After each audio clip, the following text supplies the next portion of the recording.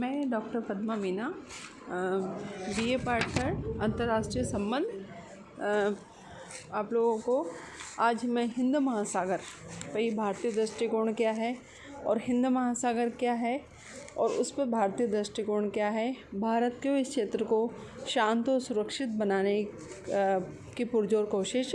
करता है, इस पर आज अपना व्याख्यान होगा। जैसा कि आप सबको पता है कि हिंद महासागर, विद्यार्थियों, हिंद महासागर विश्व का तृतीय सबसे बड़ा महासागर है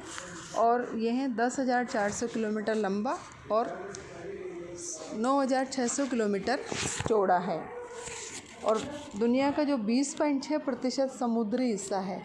वहाँ तक ये फैला हुआ है। यूरोप, पूर्वी अफ्रीका, पश्चिमी, दक्षिणी और दक्षिण पूर्वी एशिया, सुदूर पूर्व ऑस्ट्रेलिया और आसियान को जोड़ने वाले जितने भी जल और वायु मार्ग हैं वो यहीं से होकर गुजरते हैं। इसलिए हिंद महासागर शांत हो, सुरक्षित रहे और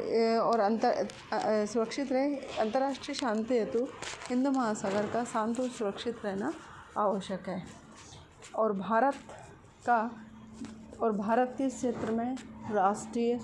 सुरक्षात्मक और आर्थिक हित है। इसके कारण भारत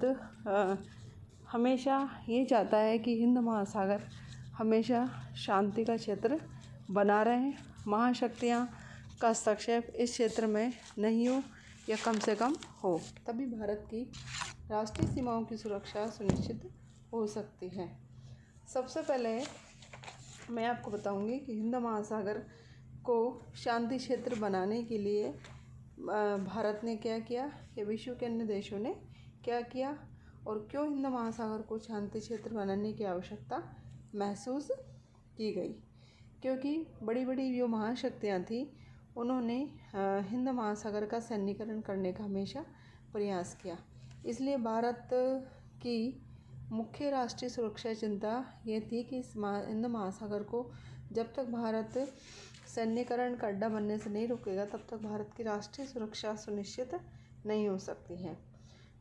तो सबसे पहले तो हिंद महासागर का जल भारत को 3 दिशाओं से छूता है और इसके शांत और स्थिर रहने से ही भारत की समुद्री सीमाएं सुरक्षित रह सकती हैं।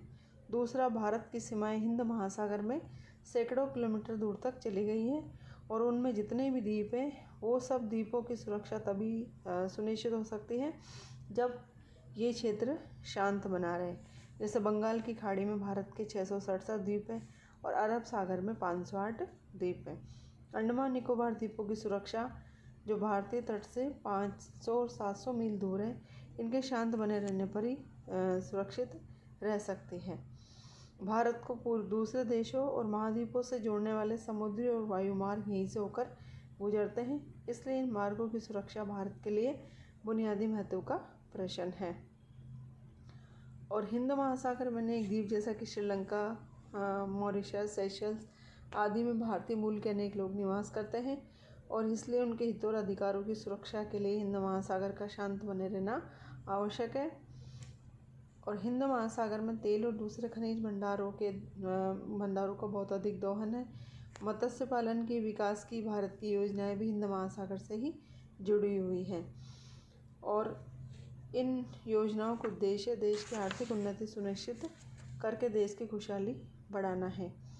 और अमेरिका द्वारा हिंद महासागर का जो सैन्यीकरण किया जा रहा है उससे भारत की सुरक्षा खतरे में पड़ जाती है। इसलिए भारतीय विद्वान जेड इमाम ने भी चिंता व्यक्त करते हुए पेट्रियट में लिखा था कि डियागो गार्सिया अड्डे से छोड़े गए नाभिकीय अस्त्र शस्त्र युक्त प्रक्षेपास्त्र कुछ मिनटों में ही नई दिल्ली पहुंच सकते हैं और उसे तबाह कर सकते हैं। इसलिए भारत हमेशा ही हिंद महासागर क्षेत्र को शांति क्षेत्र घोषित करने के लिए इस प्रश्न पर अंतर्राष्ट्रीय सम्मेलन बुलाने के लिए अपनी आवाज़ हमेशा बुलंद करता रहा है। सबसे पहले संयुक्त राष्ट्र महासभा के 26वें अधिवेशन में 16 दिसंबर 1971 को हिंद महासागर को शांति क्षेत्र घोषित करने संबंधी घोषणा पत्र स्वीकार किया गया और इस घोषणा पत्र का मसौदा 13 देशों ने तैयार किया, जिनमें थे Iraq, Iran, Kenya, Zambia, Tanzania, Burundi, Bharat, Yemen, Uganda, Yugoslavia, Sri Lanka, Somalia, Swaziland. और इस घोषणा पत्र में कहा गया कि संयुक्त राष्ट्र संघ की महासभा ये विश्वास रखते हुए कि विशाल भौगोलिक क्षेत्र में शांति क्षेत्र की स्थापना समानता और न्याय के आधार पर सार्वत्रिक शांति लाने पर सुप्रभाव डाल सकती है। और इस घोषणा पत्र में बड़े देशों से आह्वान किया गया कि हिंद महासागर में सैनिक उपस्थिति का विस्तार रोकेंगे, अपने यहाँ से अपने फौजी अड्डे, सैनिक अड्डे, नाभिकीय संयंत्र और जनसंहार के सभी शस्त्र हटाएंगे और अपनी सैनिक उपस्थिति का प्रदर्शन समाप्त करने के उद्देश्य से तटवर्ती देश और इस क्षेत्र के निकटवर्ती देश सुरक्षा परिषद के स्थायी सदस्य देशों का भी आह्वान किया गया कि वे इस बात की गारंटी दें कि हिंद महासागर के इलाके में जो युद्धपोत और वायुसैनिक टुकड़ियां हैं वे बल प्रयोग का खतरा पैदा नहीं करेगी और हिंद महासागर के तटवर्ती निकटवर्ती किसी देश की संप्रभुता, क्षेत्रीय अखंडता और स्वतंत्रता को खतरे में नहीं डालेगी। 26वें अधिवेशन में इस प्रस्ताव के पक्ष में 61 देशों ने मत दिया और 55 देशों ने प्रस्ताव में भाग नहीं लिया। इसके विरुद्ध लेकिन किसी ने मत नहीं दिया। इसलिए विद्यार्थियों, भारत हिंद महासागर क्षेत्र की लगभग आधी जनसंख्या का प्रतिनिधित्व करता है, अतः इस क्षेत्र में मुख्य भूमिका निभाने के लिए भारत प्रयत्नशील है और हिंद महासागर को शांति के क्षेत्र तभी घोषित किया जा सकता है जब सभी विदेशी सैनिक अड्डे यहाँ से हटा लिए जाए, सभी नाभिकीय अस्त्रों का उपयोग नहीं किया जाए और सभी नाभिकीय अस्त्र शस्त्र रखने वाले राष्ट्र अपनी सशस्त्र सेनाएं और शस्त्र यहाँ नहीं रखें और इन हिंद महासागर के जितने भी देश है, तटवर्ती देश, इन देशों की संप्रभुता, क्षेत्रीय अखंडता और स्वतंत्रता को सुनिश्चित करें। इसलिए हिंद महासागर क्षेत्र में भारत के अनेक राष्ट्रीय, सुरक्षात्मक और आर्थिक हित है और भारत अपने साथ साथ इन हिंद महासागर के तटवर्ती देशों की हितों की सुरक्षा भी सुनिश्चित करने के लिए प्रयासरत है। इसलिए हिंद महासागर पर भारतीय दृष्टिकोण बिल्कुल स्पष्ट है कि भारत की सुरक्षा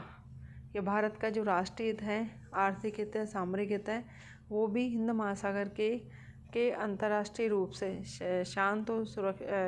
रहने पर ही सुनिश्चित हो सकते हैं। धन्यवाद।